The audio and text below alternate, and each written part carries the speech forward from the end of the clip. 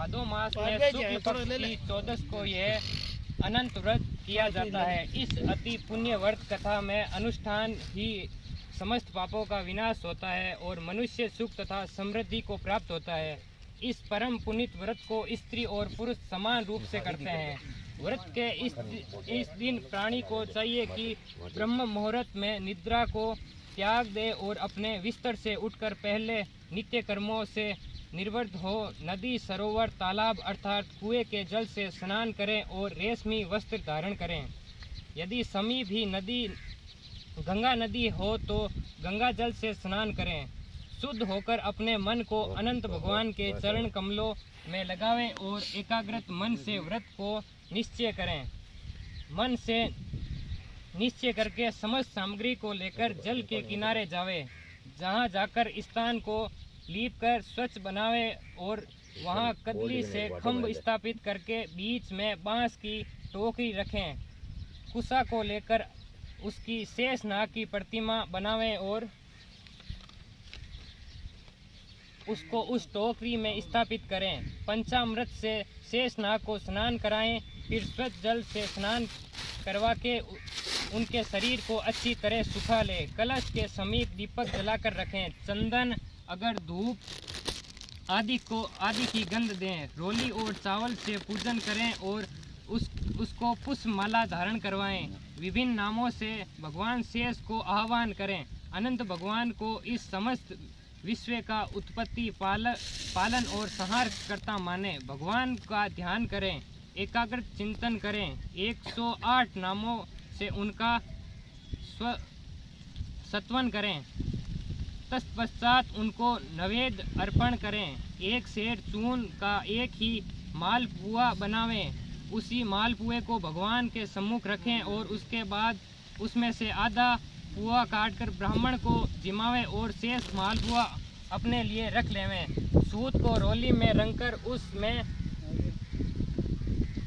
14 गांठ लगावे। फिर उस डोर को पुरुष अपने दाहिनी भुजा पर तथा स्त्री बाईं भुजा पर धारण करें। भुजा पर धारण करते समय मन में ही अनंत भगवान का ध्यान करके प्रार्थना करें। हे वासुदेव, हे अनंत देव, इस संसार रूपी सागर से आप ही मुझे तारो। इस प्रकार अनंत भगवान के उस सूत्र को बांधकर भगवान को हृदय में धारण करें। दया का व्यवहार करें। कृपाणता को त्याग देने दान कर दें। श्रेष्ठ ब्राह्मण को मालपुआ से जिमावें और उत्तम वस्त्र तथा दक्षिणा को देकर प्रसन्न करें। संध्या से पहले ही व्रत कथा और श्रवण करें अथवा पढ़कर सुनावें। भोजन के उपरांत भगवत लीलाओं का मनन करें। सत्य भाषण करें। ब्रह्मचार्य से रहें। इस प्रकार व्रत करने से अनंत भगवान अति प्रसन्न होते हैं और इसी प्राणी विपुल धन तथा धान्य देते हैं। उसको पुत्र और पात्रों का अनंत सुख प्रदान होता है। अनंत भगवान की कृपा को वर्णन करना अति दुर्लभ है। श्री अनंत भगवान कथा प्रारंभ। अनंत भगवान कथा वर्णन करते हुए भगवान श्री सूत जी बोले हैं, ऋषिवरों, किसी समय पुण्य सलीला भागीरथी के किनारे पांडु पुत्र धर्मराज युधिष्ठिर ने जरासंध का वध करने के लिए राजसूय यज्ञ प्रारंभ किया। भीमसेन व अर्जुन सहित श्री कृष्ण भगवान ने स्वागत पूर्वक अतिथि राजाओं को रत्नचरित यज्ञशाला में ठहराया। मोतियों की झालरों से वह यज्ञशाला इंद्र भवन के समान सुशोभित हो रही थी।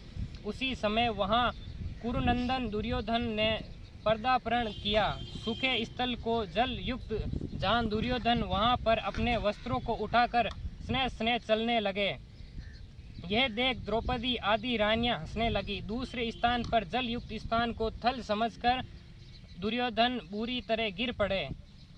तब तो सभी ऋषिगण, राजाएं लोग और समस्त रानियां हंस पड़ी। उस सबको हंसते देखकर दुर्योधन अत्यंत कुपित होकर मामा शकुनी सहित वहां से लौट गया, क्योंकि मामा शकुनी ने यही सलाह दी कि क्रोध को त्याग कर अपने कार्य को देखो और यहाँ से शीघ्र ही घर चलो। अतः मामा की सलाह मानकर शीघ्र दुर्योधन हस्तिनापुर चला गया। यज्ञ समाप्त होने पर सही अतिथि राजा अपने अपने घर चले गए। घर पहुंचकर दुर्योधन ने युधिष्ठिर आदि 500 पांडवों को जुए के लिए आमंत्रित किया और जुए में उन सबको राज्य, धन, ग्रह तथा कौशिदी सब जीत लिए। पाप रहित पांडवों को सब कुछ जीतकर उन्हें वनवास दे दिया। वे लोग द्रौपदी सहित वन में निवास करने लगे। पांडवों को वनवास सुनकर कृष्ण भगवान अत्यंत दुखित हुए और भाइयों को देखने के नियमित जिस वन में वे निवास करते थे वहां पहुंच श्री सूत जी कहते हैं कि हे ऋषिवरों, वनवास से दुखित पांडवों ने जब अपने भ्राता श्री कृष्ण को आते देखा तो हर्ष से गदगद हो सब प्रणाम कर परस्पर मिलने लगे। युधिष्ठिर बोले, हे केशव, हे जनार्दन, हे भ्राताओं, वे द्रौपदी सहित इस वन में घोर दुख को प्राप्त हुआ हूँ।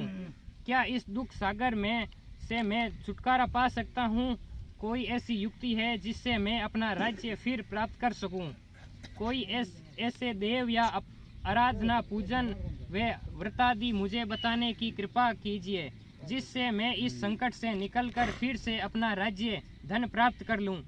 श्री कृष्ण जी बोले, हे राजन, अनंत भगवान का व्रत व पूजन ऐसा ही जिससे मनुष्य के समस्त दोष नष्ट हो सकते हैं। भाद्रपद के शुक्ल पक्ष की चतुर्थी को यह व्रत किया जाता है जिससे अनुष्ठान से ही अनेक कष्टों से मुक्ति हो जाती है। तब युधिष्ठिर बोले, हे मधुसूदन, आपने जिस अनंत भगवान का वर्णन किया है वे कौन हैं? क्या शेष भगवान है अथवा तक्षक हैं या परमेश्वर को ही अनंत कहते हैं या ब्रह्मदेव इस नाम से पुकारे जाते हैं? हे देशो, मुझे कृपा कर विस्तार से समझाइए कि अनंत भगवान किसे आपने कहा है। श्री कृष्ण भगवान बोले, हे युधिष्ठिर, अनंत मैं ही हूँ। आदित्य आदि जितने महीने हैं तथा काल, कारण, दिवस, रात्रि, मुहूर्त, पक्ष, प्राणी, वर्षा, युग, काल आदि की अवस्थाएं, यह सब समय के विभाग आदि को कहे गए हैं, यह सब अनंत ही हैं। अर्थात ये सब मैं ही हूँ और मैं ही पृथ्वी का भार हरण करने के लिए अवतीर्ण हुआ हूँ। दैत्यों का विनाश करने को ही मैंने अवतार धारण कर वसुदेव के वंश को उज्जवल किया है। हे युधिष्ठिर, साधु लोगों की रक्षा और दुष्टों का नाश करने के निमित्त ही मैं अवतार लेता हूँ। अनादि, मध्य, नित्य कृष्ण, विष्णु, ब्रह्मा, शिव, वैकुंठ, सूर्य, चंद्रमा, ईश्वर, विश्व रूपा, महान बाहु, योगी, सर्व रूप, अनंत, 14 इंद्र, वसु, 12 सूर्य, 11 रुद्र, सप्त ऋषि, समुद्र, पर्वत, नदी, नक्षत्र, दिशा, पृथ्वी, पाताल तथा भूभ्रववादी लोक में समस्त मुझसे ही मैं ही उनका निर्माण करता हूँ। यह निसंदेह सत्य है। युधिष्ठिर बोले, हे जनार्दन, अब कृपा कर मुझसे इस व्रत की विधि वर्णन कीजिए और यह भी कहिए कि इसका क्या फल होता है। यह किसी देवता का पूजन है? सबसे पहले इस व्रत किसने किया था और फिर इस प्रकार इसका विस्तार हुआ, यह सब वर्णन करने की कृपा कीजिए। श्री कृष्ण भगवान बोले, हे युधिष्ठिर, सतयुग के मध्य में ब्राह्मण रहता था जिसका नाम सुमंत था। उसका विवाह वशिष्ठ गोत्रीय भृगु की कन्या से हुआ था। विवाह के कुछ काल उपरांत उसके सर्व गुण संपन्न एक कन्या उत्पन्न हुई। उसका नाम पिता ने शीला रखा। यह शीला धीरे धीरे बड़ी होने लगी। इस समय उसकी माता ज्वर से ग्रस्त हो गई और काल के वशीभूत हो नदी में गिरकर मर गई। तब उस सुमंत ब्राह्मण ने दुशीला नाम का कर्कशा ब्राह्मण कन्या से दूसरा विवाह कर लिया। यह दुशीला कटुभाषी, अत्यंत दुष्ट प्रकृति की एवं बुरे स्वभाव वाली थी।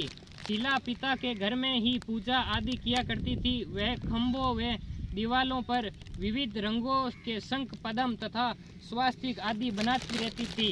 इस प्रकार खेल कूद में उसकी कौमावस्था व्यतीत हुई और युवावस्था में उसने पदार्पण किया। कन्या को युवा देख सुमंत उसके लिए योग्य वर मिलने की चिंता में दुखित रहने लगा। इन्हीं दिनों में मुनियों में श्रेष्ठ श्री कौंडिन्य उस कन्या से विवाह करने की इच्छा से सुमंत के घर आए। सुमंत ने अपनी इच्छा प्रकट की कि मैं तुम्हारी कन्या से विवाह करना चाहता हूँ। ब्राह्मण सुमंत बहुत प्रसन्न हुआ और अन्य ग्रह सूत्रों की विधि के अनुसार शुभ दिन शुभ नक्षत्र में अपनी कन्या का विवाह कौंडिन्य ऋषि के साथ कर दिया। स्त्रियों ने मंगल गाने करे, ब्राह्मणों ने स्वास्तिक वाचन किया और विनायक जी ने बिरदावली बखानी। यह विवाह की सभी विधि संपूर्ण हो गई। तब सुमंत ब्राह्मण ने पत्नी से कहा कि जमाई को कुछ दहेज आदि देना चाहिए। दहेज की बात सुनकर वह दृष्टा अत्यंत कुपित हुई और धन आदि आभूषण सब एक संदूक के अंदर बंद करके रख दिए और पति से बोली, घर में तो कुछ भी नहीं है, आप देख लीजिए, मैं क्या करूं, जमाई यूं ही चले जावें। उसके वचनों को सुनकर ब्राह्मण बहुत उदास हुआ और कौंडिन्य जी भी उदास हो पत्नी सहित रथ में बैठकर चल दिए। जो कुछ भोज्य पदार्थ भोजन उपरांत बचा था उस रास्ते में खाने को जमाई के साथ ब्राह्मण ने रख दिया। यमुना किनारे पर पहुंचकर कौंडिन्य ऋषि नित्य क्रम से निर्वृत्त होने के लिए चल दिए। उधर वहीं नदी किनारे शीला ने देखा कि कुछ स्त्रियां के झुंड लाल कपड़े पहने मध्याह्न के अंत समय अनंत भगवान की पूजन कर रही है। यह चतुर्दशी का दिन था। इन्हें देख शीला भी उसके निकट पहुंच गई और उनसे बोली कि हे बहनों, आप किस देवता का व्रत व पूजा कर रही हैं। इसके प्रश्न के उत्तर में वे स्त्रियां बोली कि हे बहन, यह व्रत अनंत व्रत कहलाता है, हम लोग अनंत भगवान का पूजन कर रही हैं। यह सुन शीला ने कहा, मैं भी यह व्रत करूंगी, कृपया करके मुझे यह बताइए कि इस व्रत का क्या विधान है तथा इसमें किसकी पूजा की जाती है और क्या दान दिया जाता है। तब स्त्रियों ने कहा कि हे बहन, एक शेर शुद्ध अन्न का पकवान बनाकर आधा ब्राह्मण को खिलावे और आधा आप खावें तथा यथाशक्ति श्रद्धा पूर्वक दक्षिणा देवें। यह व्रत किसी नदी के तीर करना चाहिए तथा वहीं भगवान की कथा सुने। कुशा के शेष नाग बनाकर बांस की टोकरी में रखें, फिर स्नान आदि से निवृत्त होकर उनका पूजन करें।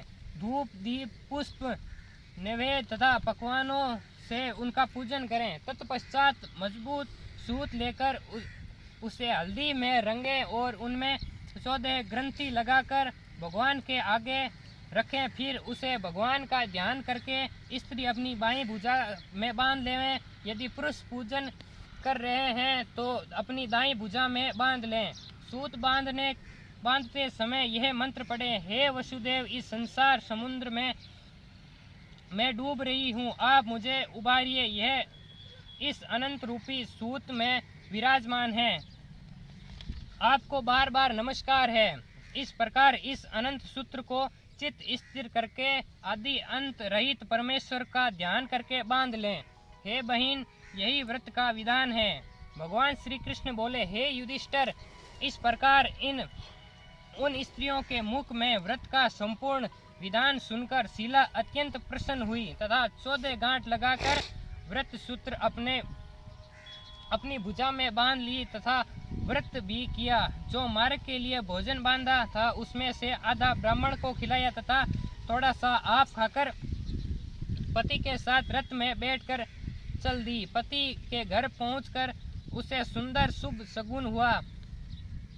व्रत के करने से उसके यहाँ धन धान्य गोद ने सबकी वृद्धि हुई। वह सदैव मणियों की करधनी व कंठहार आदि से शोभायमान रहती थी। यह अतिथि सत्कार एवं पति परायण सदैव कार्यों में लगी रहती और अपने पति की सुखी रहती।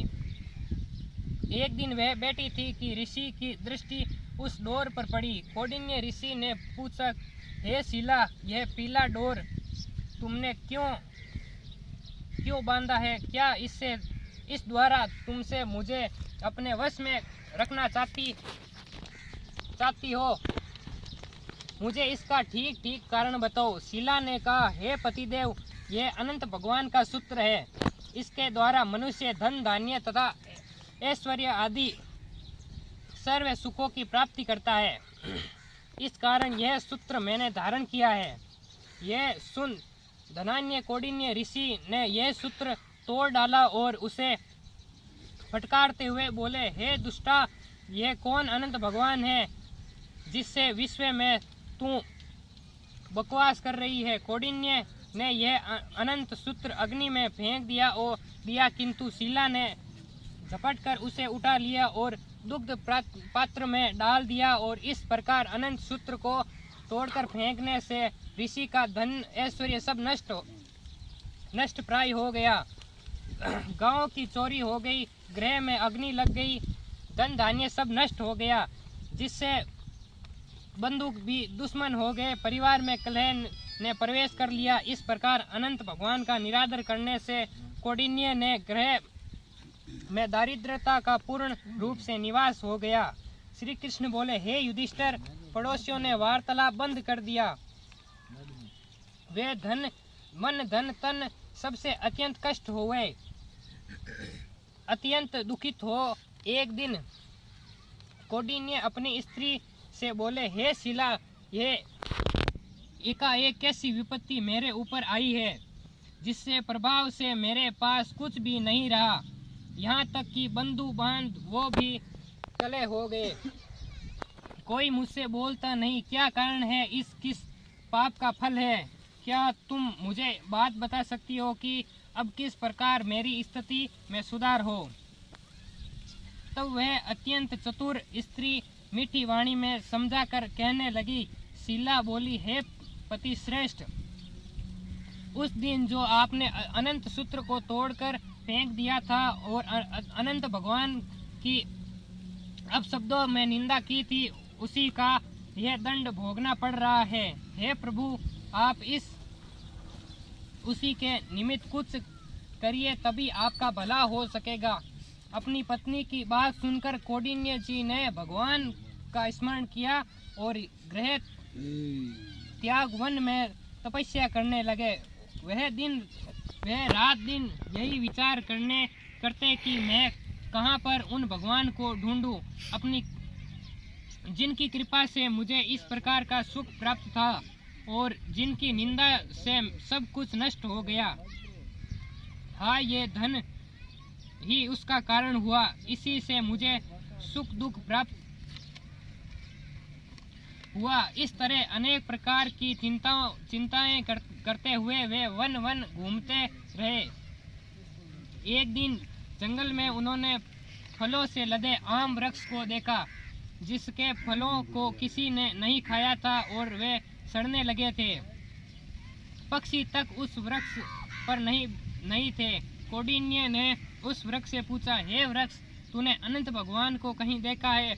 यदि देखा है तो कृपा कर मुझे बता दे। तब वृक्ष बोले, हे ऋषि, मैंने कभी भी अनंत भगवान को नहीं देखा।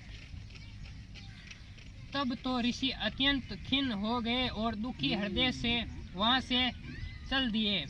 वहीं भगवान बोले, हे युधिष्ठिर, इस प्रकार वृक्ष से अनंत भगवान का पता न मिलने पर खिन्न मन कौंडिन्य आगे बढ़े और हृदय में तीव्र इच्छा यही लगी थी कि किस प्रकार अनंत भगवान को साक्षात हो। उसी आशा में वन भ्रमण करते फिरते थे। अकस्मात उन्हें एक गौ का दर्शन हुआ जो बछड़े सहित थी। कौंडिन्य जी ने उससे भी यही प्रश्न किया, हे गौ माता, क्या आपने अनंत भगवान को देखा है? यह गौ बोली कि विप्रस, मैं नहीं जानती कि अनंत भगवान कौन है। देखने की दूर बात है। ऋषि से आगे बढ़े तो क्या देखा कि एक बैल घास चर रहा है। कौंडिन्य जी ने पूछा, हे वृषभ, क्या तू अनंत भगवान को जानता है? क्या कभी तूने उनका दर्शन किया है? बैल ने उत्तर दिया कि हे ऋषिवर, मैंने कभी भी अनंत भगवान को नहीं देखा। वहीं से भी कौंडिन्य जी आगे आगे की ओर चल दिए। मार्ग में 2 सुंदर तले उन्हें दिखाई दी, जिसमें सुंदर सुंदर कमल व मुकुंद खिले हुए थे, जिनसे उसकी शोभा और भी बढ़ रही थी। अनेक प्रकार के पक्षी जैसे चकवा, चकवी, बुगले, सारस, हंस उनमें से जल क्रीड़ा का आनंद ले रहे थे। सुंदर लहरें उड़ रही थी, जो आपस में उछल उछल कर खेलती हुई बालिका सी प्रतीत हो रही थी। उन तलयों को देखकर कौंडिन्य जी बोले, हे पुष्करणियों, क्या आपने अनंत भगवान को देखा है? यदि देखा हो तो कृपा मुझे बताइए। ऋषि का प्रश्न सुनकर पुष्करणियां बोली, हे ब्राह्मण श्रेष्ठ, हम नहीं जानते कि अनंत भगवान कैसे हैं, क्योंकि हमने उन्हें कभी नहीं देखा।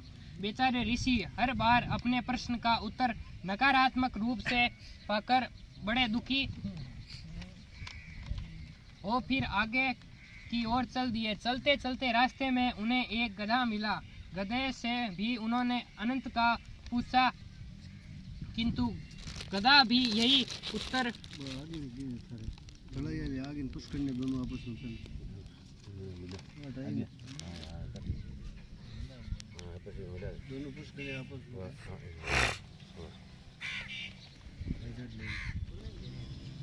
अब तो अत्यंत निराश हुए कौंडिन्य आगे बढ़ चले जा रहे थे। कुछ आगे चलकर उन्हें एक हाथी मिला। हाथी से भी उन्होंने पूछा, हे गजानंद, क्या तुमने अनंत भगवान को देखा है? हाथी ने उत्तर दिया, हे ऋषि, मैंने अनंत को कहीं नहीं देखा। इस प्रकार सब ओर से निराश हो कौंडिन्य ऋषि वही जंगल में आंख मूंद कर बैठ गए और अनंत अत्यंत दुखित उच्छ्वास लेते हुए परम कातर हो हाय भगवान उच्चारण करते हुए धराशायी हो गए। उन्हें अपने शरीर की शुद्धि भी भूल गई और अपनी उसी प्रकार मूर्छावस्था में कुछ देर पे पड़े रहे।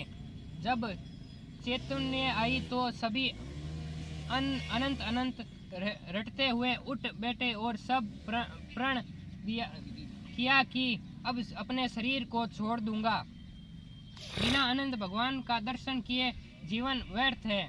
इस प्रकार प्राणों का मोह छोड़कर कौंडिन्य ने एक वृक्ष में फांसी के लिए रस्सी लटकाई। ज्यों फंदा अपने गले में डालने को ही थे, अनंत भगवान प्रकट हो गए। वे एक वृद्ध ब्राह्मण का रूप धरे हुए कौंडिन्य के निकट आए और अत्यंत प्रेम भावी वाणी से कौंडिन्य का हाथ पकड़कर बोले, हे विप्र, मेरे साथ चलो। ऐसा कहकर और कौंडिन्य के साथ लिए एक पर्वत की कंदरा में चले गए। कौंडिन्य ने देखा कि वहाँ उनकी एक सुंदर पुरी है। वहाँ बहुत से स्त्री पुरुष निवास करते हैं। उसी पुरी में उन्होंने एक दिन कौंडिन्य को अनंत भगवान का दर्शन करवाया। देवाधिदेव सदैव अजय ऐसे विश्व रूप अनंत भगवान को देखकर कौंडिन्य जी गदगद हो गए और परम विहलक कंठ से स्तुति करने लगे। कौंडिन्य जी बोले, हे पुंडरीकाक्ष, मैं महा अधम और पापी हूँ। मुझे पापात्मक ने अपने पाप कर्म किए हैं तथा मैं पाप से ही संपन्न हूँ। आप मेरी रक्षा कीजिए। कौंडिन्य ऋषि की सुंदर स्तुति सुनकर अनंत भगवान बोले, हे कौंडिन्य, आज मैं तुमसे परम प्रसन्न हूँ। तू बिना किसी भय के अपने हृदय की बात मेरे आगे स्पष्ट कर। तब भगवान की अभय करने वाली सुंदर वाणी सुनकर कौंडिन्य जी बोले, हे भगवान, मैं धन ऐश्वर्य में मद में चूर था। मैंने घमंड में तुम्हारा तिरस्कार किया और अनंत का डोरा तोड़कर फेंक दिया। उसी का फल मुझे भोगना पड़ा। मेरा धन ऐश्वर्य आदि नष्ट हो गई। हे प्रभु, अपने जीवन में अत्यंत निराश हो अपनी शरण में आया हूँ। हे भगवान, देवों के देव, आपने कृपा करके मुझे दर्शन दिया और मेरे जीवन को सार्थक किया। हे विश्व रूप, मेरे इस पाप कर्म का प्रायश्चित बताइए। अनंत भगवान बोले, हे कौंडिन्य, अब तू शीघ्र अपने घर को प्रस्थान कर 14 वर्ष पर्यंत अपने अनंत व्रत अनुष्ठान कर, तब तेरे समस्त पापों का नाश होगा। हे विप्र, मेरे वर से तुझे अटल भक्ति मिलेगी। सांसारिक कोई शक्ति तुझे अब मेरी शक्ति के विमुख नहीं कर सकती। सब इस लीला के लिए व्रत की सुंदर कथा को पठन पाठन करने वाला और शिला के सदृश यह अनंत भगवान का व्रत करने वाला, इससे प्रभाव से समस्त पापों से छुटकारा शीघ्र मेरे परमानंद पद को प्राप्त होएगा। हे कौंडिन्य, तू जिस रास्ते से होकर यहाँ आया है उसी से अपने घर को वापिस लौट जा। अनंत भगवान के ऐसे वचन सुनकर कौंडिन्य जी बोले, हे प्रभु, जब मैं आपकी खोज में वन भटक रहा था, तब मैंने जंगल में आम्र का वृक्ष, गो, बेल, कमल पुष्पों से सुशोभित 2 सुंदर पुष्परणी गधा तथा हाथी देखे थे और उनमें मैंने वार्तालाप किया। कृपया मुझे यह बताने का अनुग्रह कीजिए कि वे सब कौन थे। भगवान बोले, हे कौंडिन्य, प्रथम जो आम्र वृक्ष तुमने देखा वह पूर्व जन्म में एक विज्ञ ब्राह्मण था जो विद्यार्थियों को विद्या दान नहीं करता था। उसी पाप से वह वृक्ष हुआ। वह गो जो पृथ्वी थी उसने पूर्व ही बीज चुराया था और बेल धर्म है। वह दोनों पुष्पकर्णी ब्राह्मण को 2 सुंदर बालिकाएं थी। वे ब्राह्मणों वे अतिथियों का स्वागत सत्कार कभी नहीं करती। इस पाप करके वे पुष्परणियां हुई और धर्म अधर्म के कारण वे एक दूसरे में लहराती रहती है। वह गधा जो तुझे मिला था वह क्रोध था। हाथी मद है और जो वृद्ध ब्राह्मण तुझे यहाँ तक लाया वह मैं ही अनंत भगवान हूँ। यह कहकर अनंत भगवान अनंत धैर्य हो गए। तदंतर कौंडिन्य जी अपने घर को वापिस आए। श्री कृष्ण भगवान बोले, हे युधिष्ठिर, कौंडिन्य जी ने 14 वर्ष पर्यंत अनंत व्रत किया और अनंत भगवान ने जिस प्रकार कहा यही समस्त सुखों को भोगकर अनंत समय भगवान को ध्यान करके कुछ अपने धाम को गए। हे पांडव श्रेष्ठ, इसी प्रकार तुम्हें 14 वर्ष अनंत व्रत करो और कथा स्मरण करो।